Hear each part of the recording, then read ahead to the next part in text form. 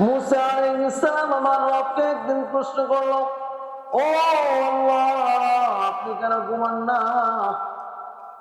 আপনি কেন ঘুমান না? আল্লাহ পাক রব্বুল আলামিন বলেন, ও নবী মুসা, তুমি কি এটার উত্তর চাও? বলে, হ্যাঁ, আমি এটার উত্তর চাই। আমি বান্দা হিসেবে খাওয়া দাওয়া করি, আমি বান্দা হিসেবে ঘোরাফেরা করি, আমি বান্দা হিসেবে ঘুমাই। ও আল্লাহ, আপনার শরীর কি একটু ক্লান্ত হয় না? আপনি কি ঘুমান না?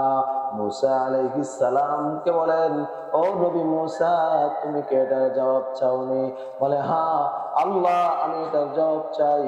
মুসা আলাইহিস সালামকে আল্লাহ অর্ডার করলেন, যাও, একটা পানির পেয়ালা নাও, অথবা একটা কাঁচের গ্লাস নাও, গ্লাসে পানি নাও, পানি নিয়া ওই তুর পাহাড়ের মধ্যে দাঁড়াও, যেখানে যাইয়ে তুমি আমার সাথে কথা বলো।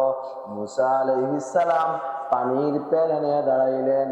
আর দাঁড়ানোর পর আল্লাহ পাক রব্বুল আলামিন গুমকে একটু হুকুম করলেন, যাও, মুসাকে সামান্য সময়ের জন্য একটু পাকড়াও করো।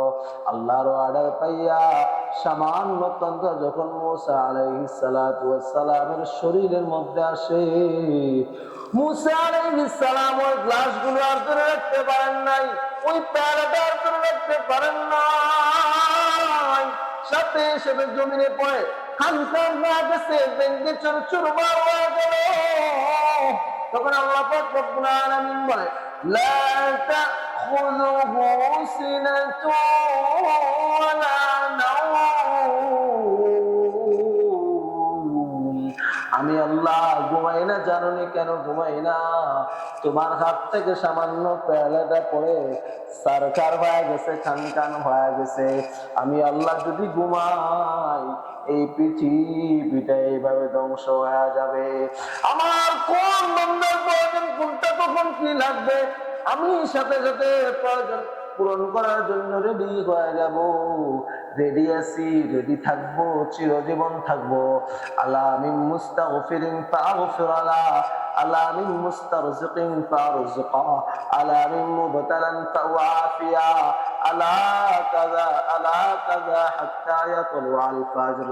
আল্লাহ পাক রব্বুল আলামিন, আল্লাহ পাক রব্বুল আলামিন দুনিয়ার মানুষকে ডেকে বলে, ও দুনিয়ার মানুষ শোনো, তোমাদের কোন কি কার কি প্রয়োজন আমার কাছে বলো। গুনাহ করে জীবনটাকে, পাপী জীবনটাকে নষ্ট করে ফেলেছ, পাপী হিসাবে নিজেকে ঘৃণিত মনে হয় না বান্দা? আলা মুস্তাগফিরিন ফাগফির আলা, আমি আল্লাহ তোর জীবনের গুনাহগুলো মাফ করে দিব। ও বান্দা, তোর রিজিকের প্রয়োজন, আমি আল্লাহ তোর রিজিকের ব্যবস্থা করে দেব। ও বান্দা, তুই সমস্যায় আছো, সমস্যা সমাধান করে দেব।